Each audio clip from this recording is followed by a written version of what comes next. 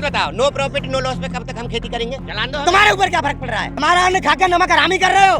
तुम क्यों नहीं आ रहे रोटी बचाने के लिए? सच बोलने वाला देशद्रोही, तुम्हारी खामोशी, तुम्हारी चाटुकरता, उसका परिणाम भुगत रहा है पूरा देश। अमित शाह के लोंडे को 11,000 करोड़ माफ करे, इस ठग रामदेव के 2200 करोड़ माफ करे, सब लुटेरे और आतंकवादियों के कर्जे माफ कर रहे हैं और किसानों का बकाया नहीं दे रहे हैं, जबकि अदालत ने कहा बालाकोट के नेहरू जिम्मेदार, नोटबंदी के नेहरू जिम्मेदार, ये तीनों काले कानून के नेहरू जिम्मेदार। मोदी जी देशभक्त हैं। जहाँ मोदी फंसता है, मोदी सरकार फंसती है, वो यही बोलती है कि ये तो कांग्रेस जिम्मेवार है इन चीज़।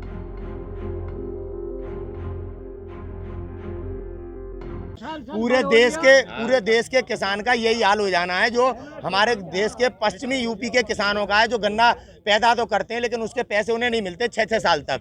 ऐसे जब पूरे देश के किसानों का हाल हर फसल में होगा, किसान के घर कैसे चलेंगे, किसान के बच्चे कैसे पढ़ेंगे, किसान की बेटियों की कैसे शादियां होंगी। नरेंद्र मोदी जी टॉप क्लास जुमलेबाज हैं। अपने सभी कार्यों को करने के बाद, आज देश बर्बाद करने के बाद जिम्मेदार नेहरू जी को ठहरा दिया उन्होंने। अब नेहरू जी के खिलाफ FIR करानी पड़ेगी पूरे देश के नागरिकों को। अपने सभी थानों में नेहरू को ढूंढना पड़ेगा कि ये कौन सा नेहरू है जो जिम्मेदार है। पेट्रोल बढ़ गई, नेहरू जिम्मेदार है। आपने किसी ने देखा नेहरू जी को, जिन्हें हम जानते हैं चाचा नेहरू के नाम से, पंडित नेहरू? पिछले 70 सालों में जो बिगाड़ रखा है एकदम धोरी, तभी जो बेच रहा है, तभी बेच रहा है, उद्योगपतियों को दे रहा है, तभी जो उद्योग खत्म कर दिए हैं, तभी रेलवे अंबानी अडानी को दे दी, तभी सारे देश के खदान अंबानी अडानी को दे दिए। जो 70 सालों में विकास हुआ, आप दिख रहा है देश को कि क्या कर रहे हैं, कैसे विकास तोड़ा जा रहा है। आप कह रहे हैं बेचा नहीं है, लीज पे दिया है। लीज पे देना बेचना एक ही बात है, समझने की जरूरत है। लीज पे देना था, लीज पे देना था, अपने कार्यालय दे देते। हमारी राष्ट्र की संपत्ति क्यों दे रहे हैं लीज पे? ना क्या अधिकार है? आप आज प्रधानमंत्री बन गए, इसका मतलब ये नहीं आप हमारा देश ब्रिटिश सरकार के हाथ में दे दें या पाकिस्तान के हाथ में दे दें या उद्योगपति अंबानी अडानी के हाथ में दे दें। ये अधिकार थोड़ी दिए हैं। इस देश में लोकतंत्र है, लोग आपको चुनते हैं और आप लोगों को आज आतंकवादी, खालिस्तानी, पता नहीं किन किन नामों से आप कह रहे हैं। जब आप विपक्ष में थे तो किसान भगवान था, आज आप सत्ता में हैं तो किसान खालिस्तानी, आतंकवादी, कभी जाट, कभी पंजाबी, यहाँ सारे हैं। क्या आपको दिखता नहीं? आप रोज आते हो, आप पे भी पाबंदी लगा दी है अब कुछ दिनों बाद, यूट्यूबर्स पे भी आपकी भी आवाज बंद करने का काम कर रहे हैं। कौन सा राष्ट्रहित है? सच बोलने की आजादी छीनी जा रही है। आप राष्ट्रहित कहते हैं, मोदी कह देता नेहरू जिम्मेदार है। टिकैत साहब एक बार फिर से बोले कि अपने ट्रैक्टर का जो मुंह है वो दिल्ली की तरफ करके रखो और उसमें पेट्रोल मतलब रखो। हाँ, वो दोबारा तैयारी है कि दिल्ली जाने की? अरे ऐसा है हमारा अगला पड़ाव बोट क्लब पे है, जहाँ पे महात्मा टिकैत जी ने, हम बता रहे हैं ना, तभी तो दिल्ली की तरफ यार ट्रैक्टर करे हैं। तो इतने पड़ाव कर लिए, अब तक कुछ नहीं हुआ है। और क्या नहीं हुआ? सरकार बैकफुट पे आ गई, पंजाब में चुनाव हार गई यार, क्या नहीं हुआ? तुम तो बकवास कर रहे हो काम की, क्या नहीं हुआ? 11 बार मीटिंग करी, संशोधन किए, फालतू में किए। तो आप मानते हैं कि पंजाब का चुनाव आपके आंदोलन की और किससे आ रहा है? आप बताओ किससे आ रहा है? बीजेपी वाले तो ये कह रहे हैं EVM में गड़बड़ी कर दी। मैं तो पहले से ही कह रहा हूँ EVM बदलो। मैं थोड़ी इसमें पक्ष में हूँ, मैं तो कह रहा हूँ EVM बदल दो, दोबारा करवा लो पंजाब में नगर निगम चुनाव। हम तो इस पे भी तैयार हैं। बीजेपी हार रही है तो EVM में गड़बड़ नहीं है? गड़बड़ है। हम बेवकूफ नहीं है। हम फिर कह रहे हैं आप दोबारा, एक मिनट भाई साहब, हम फिर कह रहे हैं आप दोबारा चुनाव करवा लो, लेकिन EVM बदल दो। देश में कहीं EVM पे चुनाव नहीं होगा, हम तैयार हैं। हम कभी नहीं कहते EVM बेईमान है, लोकतंत्र के लिए सबसे ज्यादा घातक चीज है। आज EVM के कारण ही तो आज देश में किसान को आतंकवादी कहा जा रहा है। अगर आज बैलेट पेपर पर चुनाव होते ही ये मोदी किसान को भगवान कह रहा होता और कब का यहाँ आ गया होता। केवल EVM के बल पे ये देश को गुमराह कर रहे हैं। हमारे पंजाब में बीजेपी मुक्त नगर निगम ने कर दिया है, हम तब भी कह रहे हैं आप बैलेट पेपर पर चुनाव कराओ, हम दोबारा तैयार हैं। हमें EVM पे चुनाव में भरोसा नहीं है, हमारी ये कोई जीत नहीं है। ये तो केवल इनका षड्यंत्र है कि EVM पे सवाल उठना बंद हो जाए, नगर निगम दे देंगे तो क्या हुआ? संसद में बोला तो है किसान भगवान है। कौन बोल रहा है? अगर किसान भगवान होता तो एक ट्वीट कर लेते, शहीद किसानों के लिए एक संवेदना व्यक्त कर देते। अंबानी के लोंडे के लोंडा हुआ तो घूमने चले गए, ऐसे जैसे जय बाप बने हो। और नेहरू जिम्मेदार है हर चीज का नेहरू जिम्मेदार है। मुझे लग रहा है कि राहुल गांधी जी को ही नेहरू जी के खिलाफ रिपोर्ट करानी चाहिए कि ये आखिरकार कौन से नेहरू हैं जो इतनी जिम्मेदारी के साथ काम कर रहे हैं। तो आप कहते हैं मोदी जिम्मेदार है? नेहरू जिम्मेदार है भैया, नेहरू जिम्मेदार है, मोदी जी जिम्मेदार है ही नहीं। नेहरू जिम्मेदार है, मोदी हर चीज के लिए नेहरू जिम्मेदार है। देश मोदी जी कोई जिम्मेदार नहीं है, नेहरू जिम्मेदार है। हाँ, नेहरू जिम्मेदारी लेनी चाहिए थी, नेहरू जिम्मेदार है। नेहरू जिम्मेदार है भाई, समझ रहे हैं आप? और बताओ क्या सवाल है तुम्हारे? आप मानते हैं कि जो अब आने वाले चुनावों पे भी इसका असर पड़ेगा जैसे पंजाब में पड़ेगा? आने वाले नहीं, नेहरू जिम्मेदार है। बंगाल में भी जब बीजेपी चुनाव हारेगी तो नेहरू जिम्मेदार होंगे, नेहरू जिम्मेदार याद रख लेना। और सुनो, बालाकोट के नेहरू जिम्मेदार, नोटबंदी के नेहरू जिम्मेदार, ये तीनों काले कानून के नेहरू जिम्मेदार। मोदी जी देशभक्त हैं, मोदी जी आपके देशभक्त हैं, समझ में आया आपको? मोदी जी जो कहें सो भैया कम है, श्रद्धा सबूरी रखो, श्रद्धा सबूरी रखो। आगे आने वाले दिनों में मोदी जी को उसी स्टेशन पे पहुंचा दिया जाएगा जहाँ चाय बेचते थे। टी शर्ट पहन के आ रहा है नेहरू जिम्मेदार, लगाओ जी। मोदी जी की घरवाली छूटी, उसका भी नेहरू जिम्मेदार है। आप भी यही मानते हैं कि नेहरू जिम्मेदार है? भाई यार एक बात तो बताओ, जो भी बुलाते हैं लास्ट में जहाँ मोदी फंसता है, मोदी सरकार फंसती है, वो यही बोलती है कि जी ये तो कांग्रेस जिम्मेवार है इन चीजों के लिए।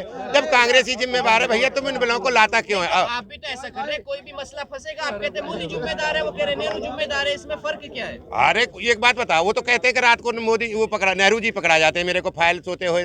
भाई वो तो घर तो ये वही है, जो प्रधानमंत्री का घर है वही तो मोदी जी पे है, 7 नंबर रेसकोर्स रोड नहीं, तो उनको रात को पकड़ा जाते हैं। फिर ये क्या पी के, क्या भांग पी के सोते हैं क्या? गोला खा के क्यों लेके आते हैं उनके बिलों को? ट्रैक्टर परेड भी कर ली है, चक्का जाम भी कर लिया, कल रेल रोको अभियान भी कर लिया, और अब टिकैत साहब कह रहे हैं कि अपने ट्रैक्टर का मुंह दिल्ली की तरफ करके रखो। तो ये आपको अभी ये भी नहीं सुना होगा आपने अभी क्या हम अब इसके बाद में नहीं समझ रहे, बंगाल तो बाद में जाएंगे, पहले अभी यहाँ हम एक वो पूरा हमारा जो ये मंच है संयुक्त मोर्चा, ये एक डिसीजन करने जा रहा है, या तो खड़ी फसलों में आग लगाएंगे या फिर एक काम करेंगे कि फसल बोएंगे ही नहीं।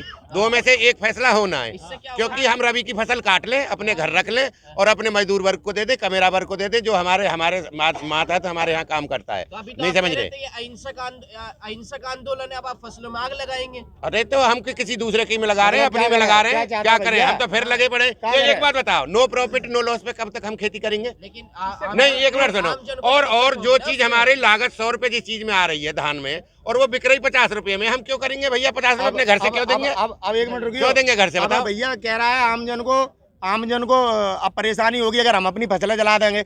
जब हम फसल करते हैं धूप में, हमारा पसीना बहता है और दाम मांगते हैं, तो तुम घर में बैठ के कह रहे हो हम किसान नहीं है। अब हम फसलें अपनी जलाएंगे तो तुम्हारे ऊपर क्या फर्क पड़ रहा है? जलान दो, तुम्हारे ऊपर क्या फर्क पड़ रहा है? हम धूप में पैसे मरे, अपने किसान MSP मांग रहे तो हम किसान नहीं है। अब फसल जला रहे तो तुम उल्टी गिनती पड़ रहे हो कि तुम्हारा अहित होगा। तुम मतलब बड़े स्वार्थी हो, बड़े स्वार्थी हो तुम, तो देश के सबसे बड़े गद्दार हो। अब तुम्हें अब दिखाई दे रहा है कि आमजन को परेशानी होगी जब किसान अपना हक मांग रहा है, तो तुम कह रहे हो आतंकवादी खालिस्तानी हो। अपनी मानसिकता को शुद्ध करो पहले, समझ में आई? आप वही रोटी खा रहे हो जो हम पैदा कर रहे हैं। जब जला देंगे ना, औकात आ जाएगी तुम्हारी लाइन पे, औकात में आ जाओगे तुम। जब बच्चों को रोटी नहीं खिला पाओगे और जब 500 रुपए का 1 किलो आटा खरीदोगे, मालूम पड़ जाएगा तुम्हें किसान क्या होता है। आज मजाक उड़ा रहे हो, आतंकवादी कह रहे हो, खालिस्तानी कह रहे हो ना। आंखें खुलेंगी जब फसलों में आग लगा देंगे, मालूम पड़ेगा। जब बच्चे रोटी के लिए जब कहेंगे ना, जैसे बंगाल में जाते हो रोटी नहीं मिलती, जब ऐसी दिल्ली में रोटी नहीं मिलेगी तो औकात सामने आ जाएगी तुम लोगों की। जो लोग आज दिल्ली में बैठ के हमारा मजाक उड़ा रहे हो, इन किसानों का मजाक उड़ा रहे हो। और ये पत्रकार हैं जो एंकर, कितने दिन खाओगे विदेशों से मंगा के? देखते हैं रूप का लियाकत कितने दिन रोटी खिलाएगी अपने बच्चों को, और इसके बच्चे कहाँ से आगे रोटी खाएंगे? किसान के साथ छेड़छाड़ मत करो। अगर किसानों ने फसलों में आग लगा दी तो 20 करोड़ इस देश में गरीब मर जाएगा भूख से। लिख के दे रहा हूँ, लिख के। GDP गिरने से तुम्हारा कुछ नहीं बिगड़ा, क्योंकि किसान खेत में फसल कर रहा है, तुम्हें रोटी मिल रही है। जब आपको पता है कि इस देश के गरीब लोग आपकी फसल जलाने से मर जाएंगे, तो आपने फैसला लेना क्यों चाह रहे हैं? इसलिए क्योंकि तुम सो रहे हो घर में, हमारा अन्न खाकर नमक हरामी कर रहे हो। तुम क्यों नहीं आ रहे रोटी बचाने के लिए? तुम कौन हो? तुम केवल अय्याशी करने के लिए, केवल यूट्यूब पे आके बातें करने के लिए, केवल प्रधानमंत्री के ट्वीट को फॉलो करने के लिए? आज रोटी की लड़ाई में तुम घर क्यों बैठे हो? क्यों वहां से कह रहे हो ये आतंकवादी खालिस्तानी है? क्यों नहीं उनको जवाब देते जो किसानों पे आज उल्टी सीधी टिप्पणी कर रहे हैं? आप करो नमक हरामी। जब हम अपनी फसलों में आग लगाएं तो आप हम पे ही उल्टी उंगली उठा रहे हो, हमें ही किसान नहीं मानते। जब हम फसलों में आग लगा रहे हैं तो कह रहे हो हम अत्याचार कर रहे हैं। वाह भी वाह, तुम्हारे दोहरे चरित्र के कारण आज भारत इन परिस्थितियों में है। तुम यही नहीं जानते कौन गद्दार है, कौन देशभक्त है, कौन क्या है। जब से प्रधानमंत्री बना देश दोबारा दिखाई नहीं देता। कल से सोशल मीडिया बंद करा देगा, दिख नहीं रहा। सच बोलने वाला देशद्रोही, तुम्हारी खामोशी, तुम्हारी चाटुकरता, उसका परिणाम भुगत रहा है पूरा देश, उसका परिणाम भुगत रहा है भारत का एक एक व्यक्ति, उसका परिणाम भुगत रही है देश की बेटियां। तुम्हारी इसी कमजोरी, इसी कायरता और इसी डर का कि हम बोलेंगे तो देशद्रोही हो जाएंगे।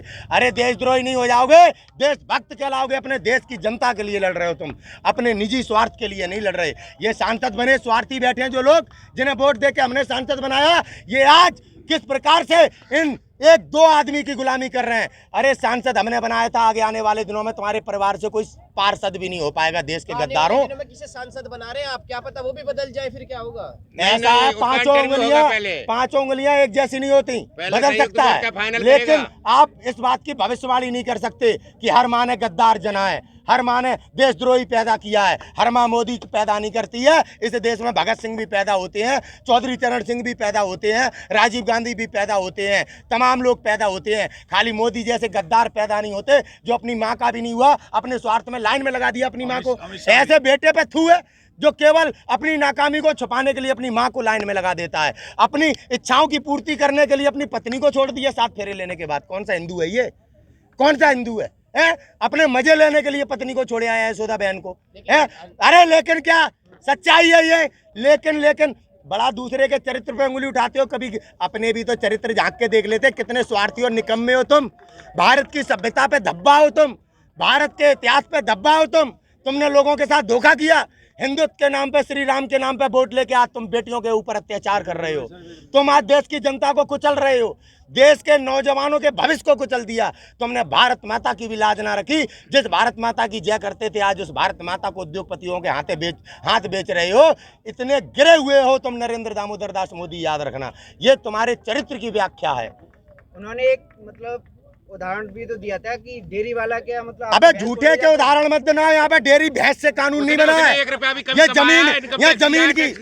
जमीन की बात, अगर मोदी ने कहीं कमाया हो, यहाँ जमीन की बात हो रही है, भैंस की बात नहीं हो रही। कैसे खेती होगी, क्या करना है? ऐसा कॉन्ट्रैक्ट फार्मिंग कह तो रहा हूँ, गन्ना किसान कर रहे हैं, क्या लाभ हो गया उन्हें? इतने सालों में चीनी मिल वाले पैसे नहीं देते हैं, समझ में आया? आज गन्ना किसान अगर केवल गन्ने पे आश्रित होता तो इनके खेत बिक गए होते, समझ गए? चीनी मिल वाले 2014 से ही पैसे नहीं दे रहे हैं, उससे पहले से भी पैसे नहीं उससे पहले से भी पैसे नहीं दे रहे हैं, लेकिन ऐसी नहीं थी जैसी अब हो रही है। 2014 में पिछली सरकारों ने आतंकवादियों के पैसे माफ नहीं करे, भगोड़ों के पैसे माफ नहीं करे, इनने भगोड़ों के कर्जे माफ कर दिए। अमित शाह के लोंडे को 11,000 करोड़ माफ करे, इस ठग रामदेव के 2200 करोड़ माफ करे। सब लुटेरे और आतंकवादियों के कर्जे माफ कर रहे हैं और किसानों का बकाया नहीं दे रहे हैं। जबकि अदालत ने कहा, सुप्रीम कोर्ट ने कहा 14 दिन के बाद किसान को ब्याज समेत उसका पैसा दिया जाएगा। न्यायपालिका की बात को इन्होंने नहीं माना और अंबानी अडानी जैसे लोगों के 8 लाख करोड़ रुपए माफ करे, किसान का पेमेंट क्यों नहीं करा? पिछली सरकारों की बात करके गुमराह मत करो। हम भी मानते हैं कि नेहरू जिम्मेदार है, जैसे मोदी कह रहा है पेट्रोल बढ़ गया, नेहरू जिम्मेदार है, नेहरू जिम्मेदार है। कहते हैं कि ये झूठ फैला रहे हैं, किसी का पैसा माफ नहीं किया। सच कौन बोलता है देश में? नाम बता। नहीं, मोदी बोलता है ना। एक आध सच बोलने वाला कोई भारतीय जनता पार्टी का नेता है? एक आध 303 सांसद में सच्चा कोई भारतीय जनता पार्टी का नेता है? एक उदाहरण दे दो तुम लोग। आप बोलते तो नहीं, अरे हमारी क्यों बात कर रहा है भाई? बताओ तुम। अब हमारी बात आ गई, हम तो सच बोल ही रहे, तभी तो हम पे देशद्रोह के मुकदमे लगते हैं। आज किसान अपनी आवाज के लिए लड़ रहा है, तभी तो उन पे मुकदमे लगाए जा रहे हैं, तभी तो वो खालिस्तानी है। ये दिशा क्यों पकड़ी गई? क्योंकि वो सच बोलती है, टूल किट बना दिया। अरे इतने सारे उसने पोस्टर लगा के रखे तो उन पे कहानी रच दी। पैसा लिया था, उसने आंदोलन को बढ़ाने का काम किया, इनके कहने से ऐसे ही तबल की जमात के नाम पे प्रोपगंडा करा। अदालत ने इन्हें सजा देने के बजाय न्यूज एंकरों को देशद्रोही घोषित करने के बजाय प्रोपगंडा कह के इनका बचाव किया। ये है हमारे सुप्रीम कोर्ट की आज हालत। जो सुप्रीम कोर्ट इंदिरा की सरकार में इंदिरा गांधी का चुनाव निरस्त कर देता है, जिसकी वजह से देश में इमरजेंसी लगती है। आप सुप्रीम कोर्ट की नहीं, उत्तर प्रदेश के हाई कोर्ट की ताकत बता रहा हूं मैं। आज आपका सुप्रीम कोर्ट अर्नब गोस्वामी जैसे देशद्रोही एंकर का जमानत देता है और मनदीप पुनिया जैसे सच दिखाने वाले को जेल में डाल दिया जाता है। क्या बात कर रहे हो यार? मनदीप पुनिया को वाम